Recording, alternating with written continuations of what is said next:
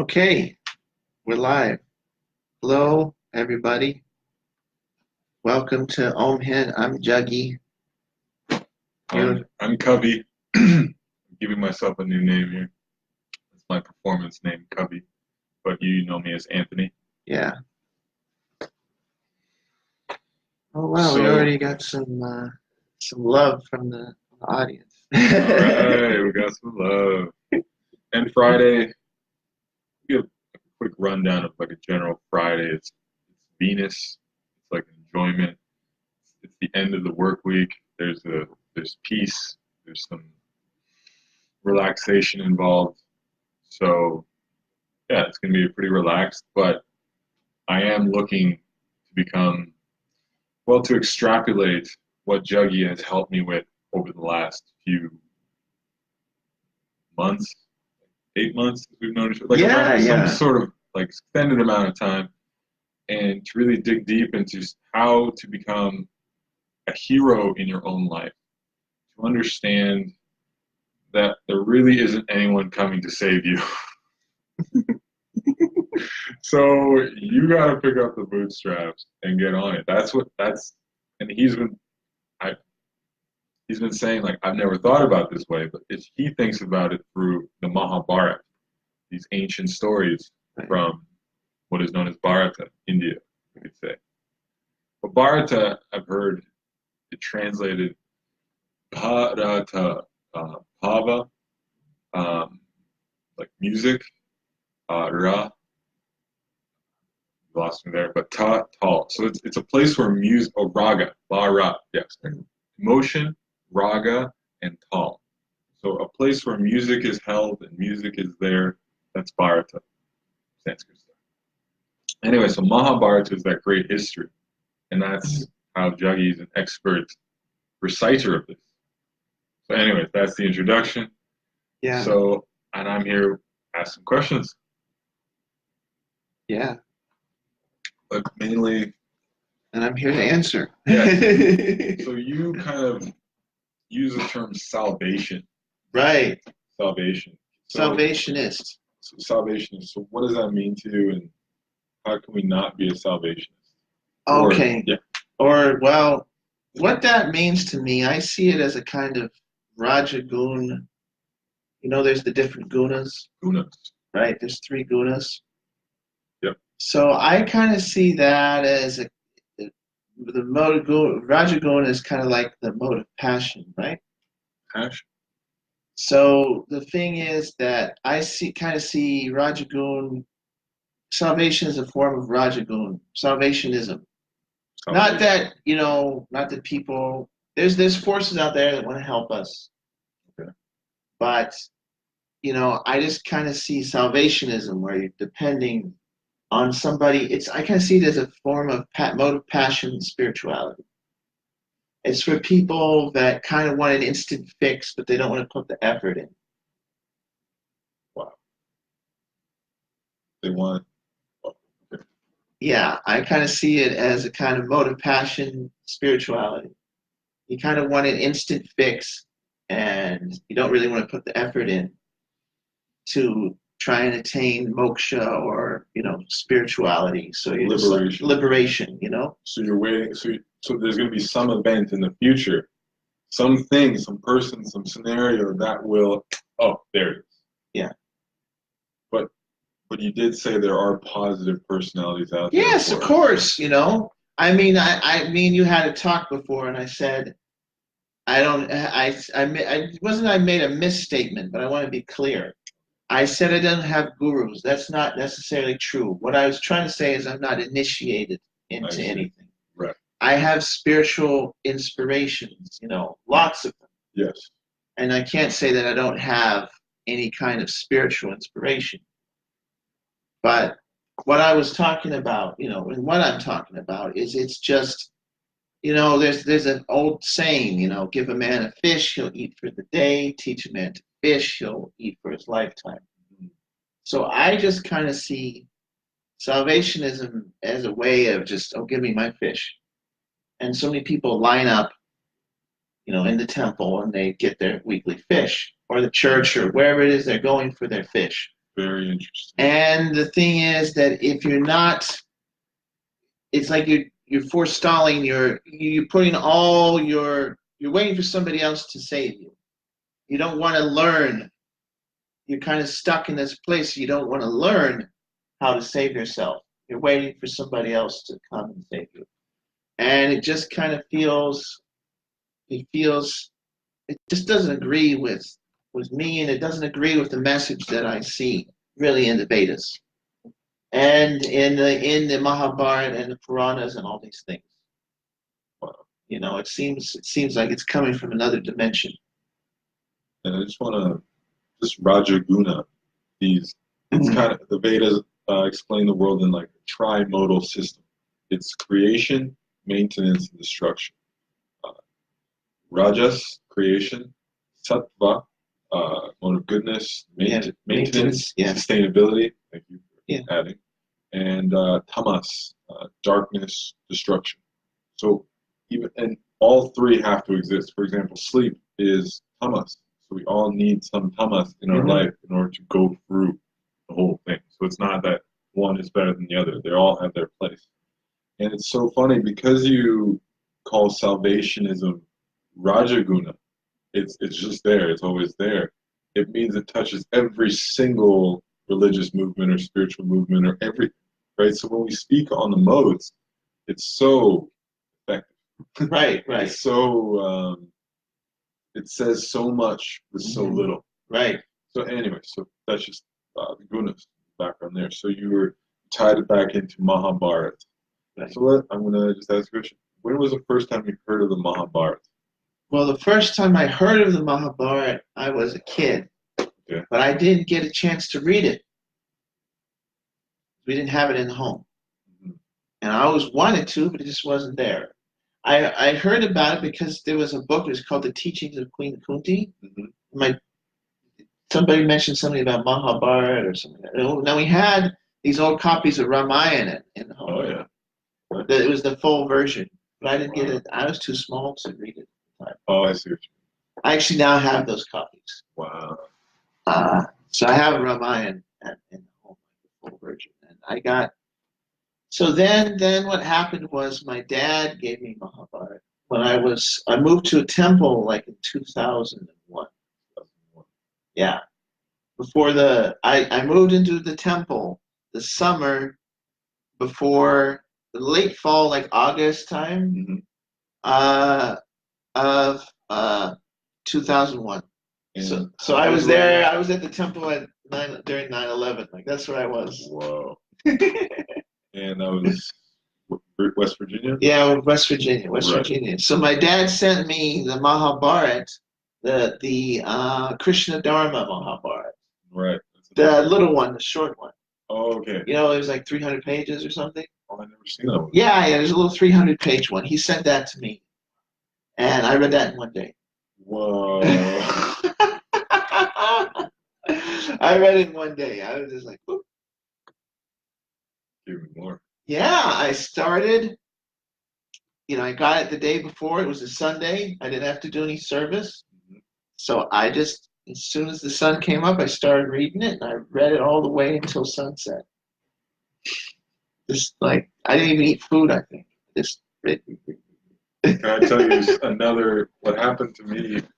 The last Harry Potter book came out. So I was up there at midnight, got the book, and then I stayed up the whole night and read the whole thing.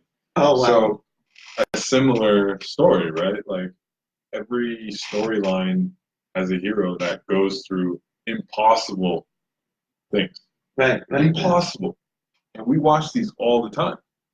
And we see it in the world. We see it on the film, right? Right. Yeah. But then how come we don't see it in our own lives? We have our own struggles. But then but that's just for for other people. That's a symptom again of the Rajagun. Oh, we're going after Rajagun today. I am. I've actually seen people try and defend it before. Wow. And I don't want to sound like some elitist or something, but I'm just saying, there's sattvic ways of doing things, and there's plenty of Rajagun around. And when you use Rajaguna, you get Rajaguna results. It's just the nature of it's it. not really well thought out. That's the downside of it. Wow. You know, and so, but the thing is that okay, there's a disassociation. There's mass disassociation. I believe on purpose. That goes into conspiracy stuff. But the fact of the matter is that that people are not understanding what stories are meant for. Stories are meant for you to be empowered to watch. You read the story, you watch the movie, whatever you're doing, you're supposed to take something from that.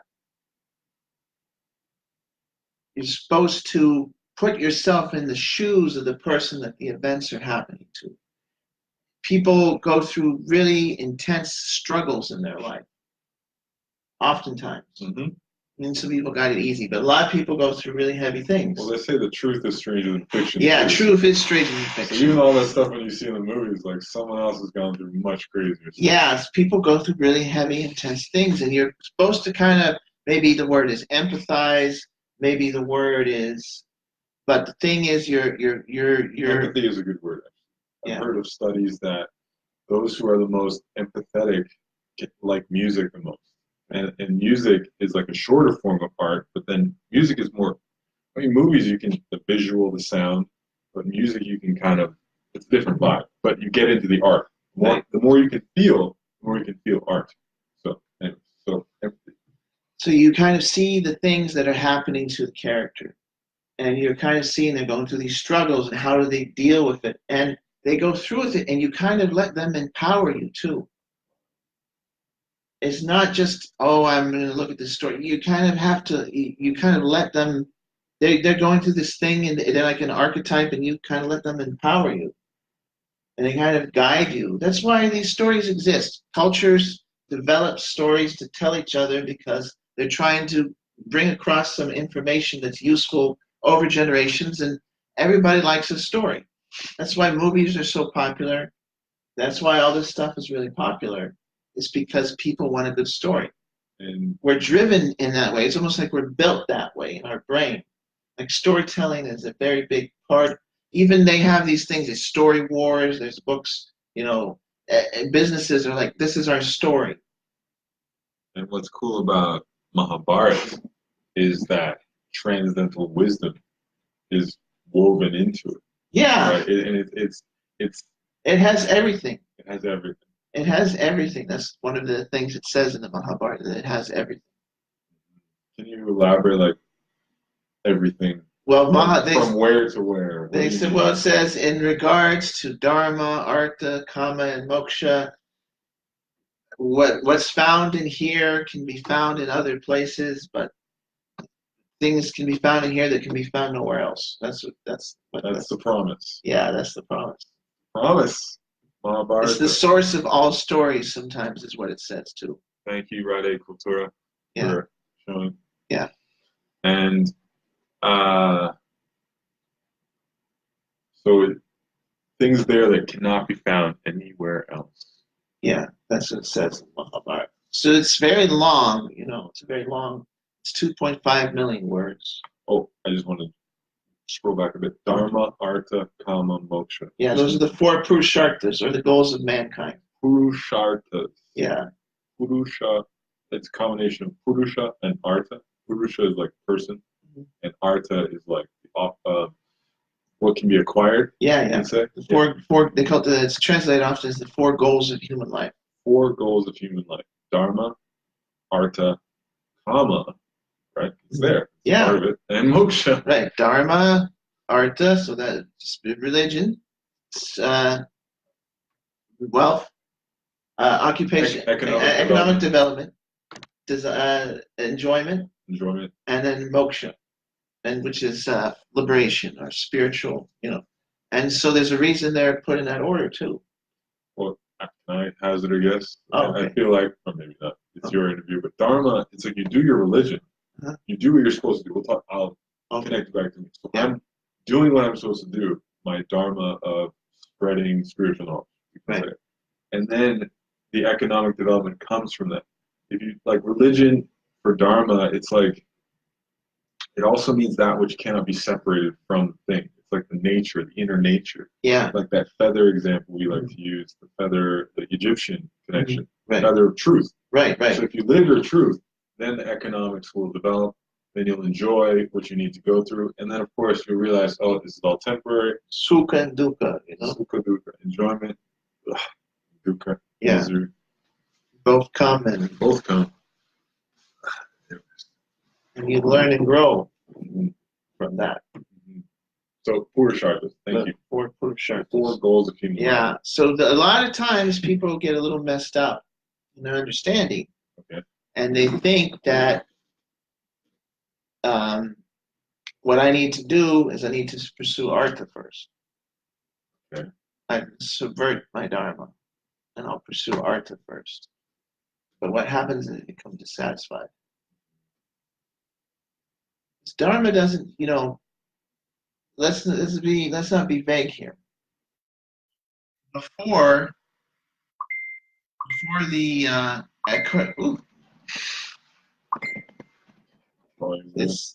I gotta turn the volume down.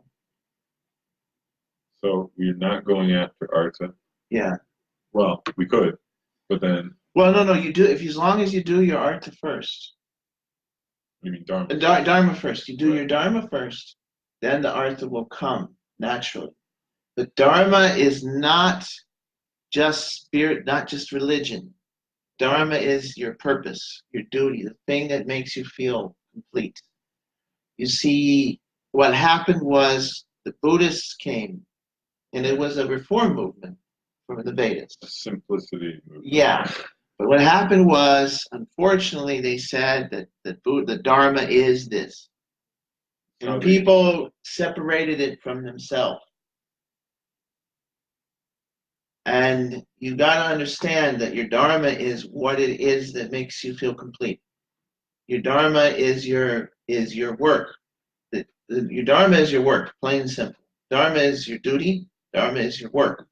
Your work, not my work. This one's work. Yeah, your work. My work. Your work. Whoever's work it is. If you do that, but people say that Dharma means something external. That is not something that's separate from yourself. That's what I'm talking about, disassociation. Right. Well, the intellect, Buddha, means disassociation, like intellect can reason things. Right. Right. So an intellectual is someone who only thinks about reason. They don't have the complete existence. Right, and intellect is part of Rajagun. Right. Yeah. The mind. Mind's peace. The mind is Sattvagun, and the ego is Tamagun. So the Rajagun, the thing is like this: the intelligence always wants to solve a problem. Intelligence always wants to solve. It's the problem-solving capacity of the self. The problem with that is if you don't give it something to do, a problem to solve it will make a problem. Okay. So if you don't engage your intelligence, then in a real problem, your dharmic problem, then it'll find another problem to deal with it because it's a passion. It has to move. It has to do stuff. Yeah. It has to find a problem. If it doesn't have a problem to solve, if you're not giving it something that it needs to do, a task, something to do, it will make a problem for you. That's the nature of the intelligence. It has to solve a problem. If it doesn't find one, it makes one.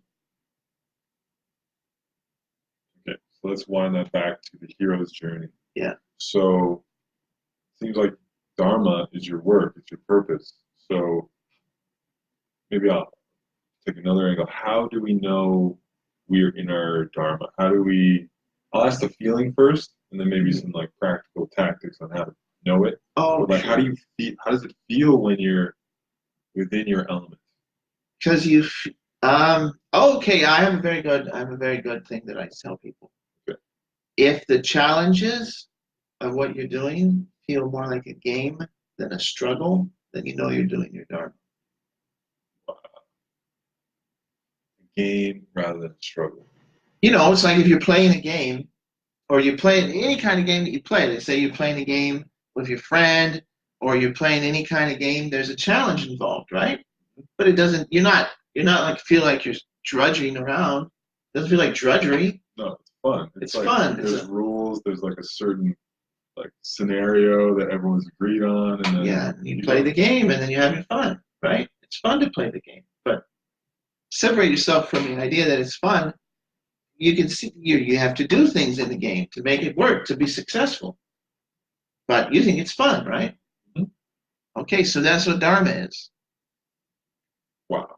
If the challenge is seen, if the challenge feels more like a game than drudgery, then you know you're doing your Dharma because it's natural. That's that simple. See, like for me, I could do readings from here from sunrise into sunset. And I can tell stories. I can just speak and tell stories. I can do readings. It doesn't feel. It's actually it's like a game for me. Doing my readings is more like a game. I'm doing something. You know what I mean? It's a challenge. It's a challenge, but it's a fun challenge. Same thing with when I'm telling stories. You know what I mean? You have to remember. You know where. Yeah. You have to remember everything that you're doing. You know what I mean? Mhm. You have to be aware. So, how can we technical difficulties here? Yeah. Technical scenarios. We can take a breathing break, actually. One thing I No, learned, no, no, no. well, one thing, like little break for everyone. One thing I learned from my teacher, Gopala Chandra, is start at your perineum, your root, and then on the inhale, go to your armpits, and on the exhale, go down.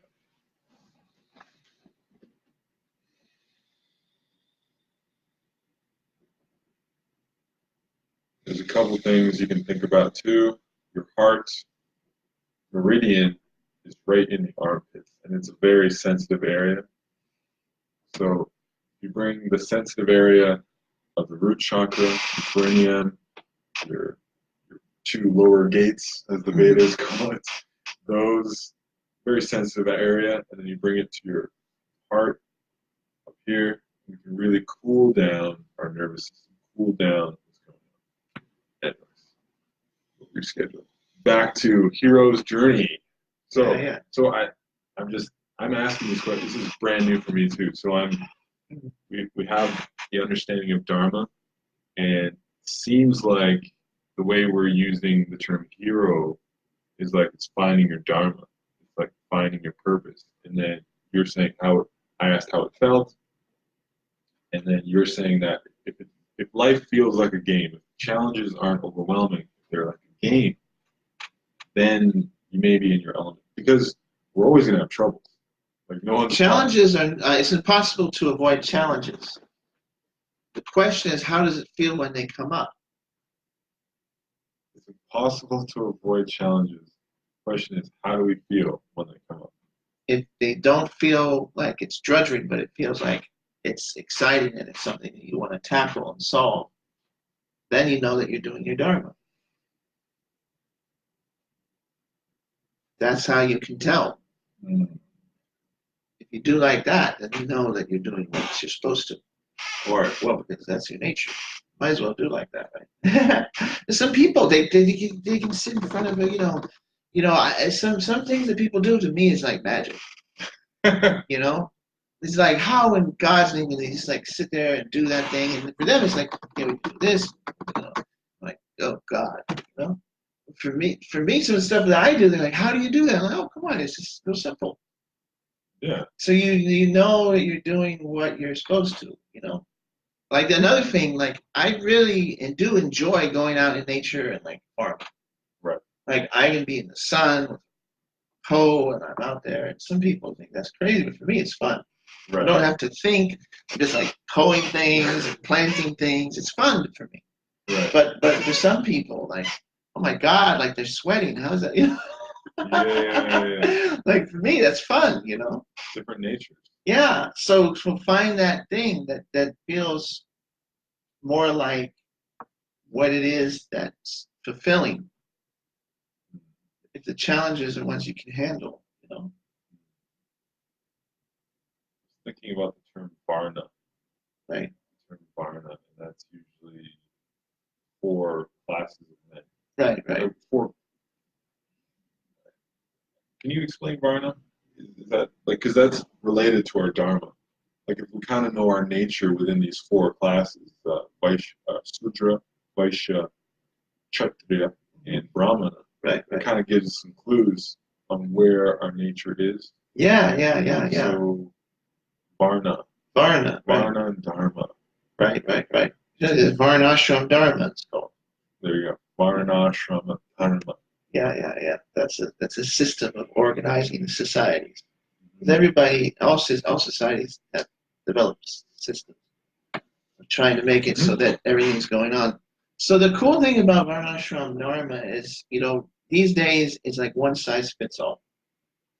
That's so. Well, at least it seems that way to me. Okay. One side, Varnashram Dharma, one side. No. That's all. Varnashram Dharma isn't one size fits all. Modern society is like one size fits all. Oh, I see what you're saying. Thank you. That makes sense. So modern society is like everyone's the same. That's kind of the concept that we're basing on. Okay. One size fits all, but that's not true. Not true. Just think about everybody's different. How are you going to make it so that it's the same for everybody? That's nonsense. Everyone says that's good. I disagree. It's one size fits all is completely ignoring people's nature. It's impersonal. It's ignoring people's nature. It's impersonal. It's not about the person. It's not about the person. So, So Varnashram is about each individual person. So the idea is that you got different kinds of people. There's certain people that are intellectualist people. Right. And so the other thing is in that society, there's every single Varna has very strict do's and don'ts, and they also have very strict, and they have various benefits that come along with their Dharma. Mm-hmm. So they have different rules and regulations and expectations that are put on them by the society. And as a result, they have certain privileges. Wow, this is a deep topic. So the Brahmin people are the intellectuals, they're the teachers, they're the lawyers, they're the doctors, and they're the astrologers. Okay. And their rules, they have certain rules and regulations for their lifestyle. Mm-hmm. And one of them is that they're supposed to do everything in exchange for charity. Everything. Whatever services they do, they're supposed to do it for charity. So this regulates the society in such a way that think about this. Everyone is talking about these days. People are talking about Medicare and college tuition and all these things, right? Well, this used to be the job of the Brahmins, and they were only supposed to do it for charity, right? So the thing is that at that time, the poorest people and the richest people all got education, they all got medicine, and they all got astrology and all these different vital things. It makes it so that everybody has access to these things. Because the lawyer, right, law. So some of these lawyers running around and taking all the money and all, that's not the way it's supposed to be. But some of these things are kind of hardwired into the society, if you notice. Like people do pro bono cases for lawyers and all that, So this stuff's kind of in the brain in the back, but it's just in Varnashram it's kind of laid out in a certain way, And then but then also respected, and then the Kshatriyas, they would take good care of the Brahmins. So the intellectual side of the society, if the whole society was a body, the intellect is free from attachments. It doesn't do things for money. It's not its characteristic. Right. Right. And then the Kshatriyas, the arms. Yeah. They're the protectors of the society. They're the protectors of the society, and they're given a lot of kickbacks, I guess. They don't have to live such a strict life as the Brahmins. They have less rules and regulations in certain aspects. But they have a really important rule and regulation, which is that they're supposed to be able to die at any moment. So they get nice facilities for enjoyment, but they're also supposed to be able to give it up at any time. That's also, we see that in society. Plenty of soldiers out there who they don't know if they're going to make it the next day, Yeah. but hopefully they're Everybody military. wants to think they're a Kshatriya until it's time to die. Right. Everybody pretends that, Oh, I'm a hero, and then it comes time to die, and then it's another story. So, you got, if you want to do the, right, what do they say? If you want to do the crime, you better pay the time. So, if you want to get the benefits of being a warrior, you better be able to die. So You only get the truth. yeah, everybody wants to, I'm a hero, but that's just, there's a lot of people that think they're Kshatriyas, but when it comes down to it, yeah. Not so much. Well, it's a high price to pay, And then you got these armchair generals and all this stuff. Like, anyway, That's not really how it yeah, works. that's not, those aren't real Okay, Kshatriyas. so the reason why we're going through this is the different aspects of Dharma. Yeah, These are different kind of how people interact. Like a lot of people are very intellectual, yeah, their nature, and they're not going to go out and farm, right? And then there's a lot of people who are martial artists. They want to yeah, fight. yeah, and So the people, administrative too. It's kind of linked into it because they have the Kshatriyas are very much about what's the word? Well, yeah, they're about that justice, but chain of command. They're very much about chain of command. If you notice, who's in charge? That's their number one question. Am I in charge or is somebody else in charge? But who's in charge? But who's in charge? We got to know. Who's in charge? That is wow. That's beautiful. That makes so much sense. They want to know who's in charge. There's an order. There's a pecking order. Yeah. No, societies work like that. The strong man becomes like, we're still got these natures from a long time ago.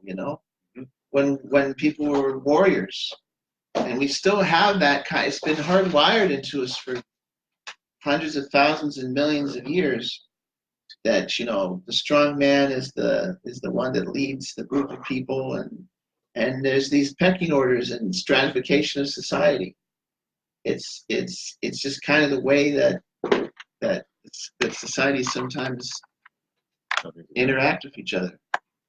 And so the Kshatriyas are kind of hardwired into this notion that, who's in charge. It's so cool. And they're very big on what is that? Like, chain of command and following. This is where their brains at. That's kind of the Kshatriya way of thinking. And they safeguard, protect the society, take care of the people. They have a caring. Yeah, but you have to have a caring nature. Isn't that funny though? You just said they have to be willing to die. Yeah. They have to be willing to die, but then they're also ready. It's like the reason why they get so much enjoyment is because they give protection. People look at the Kshatriya, at least there's we like a society that is peaceful, that has armed people around that can protect us from harm. Right. That's how businessmen, the next class, can actually flourish. If they know that they make $1, they're going to keep the $1. Yeah, well, so the Kshatriyas were given charge of all the land. Okay. And any gems were taken from the land, and they were the right of the Kshatriya to. Well, the gems have magical properties, and they knew that at the time, so they would watch. They would make sure that they wouldn't fall into bad hands. Sure. So the thing is that so they would divide the land up and make sure that because they had control over the land, they would make sure that the most intelligent Vaishyas would get the good land. The most intelligent business people would get the good land. Wow. And so that then they could employ the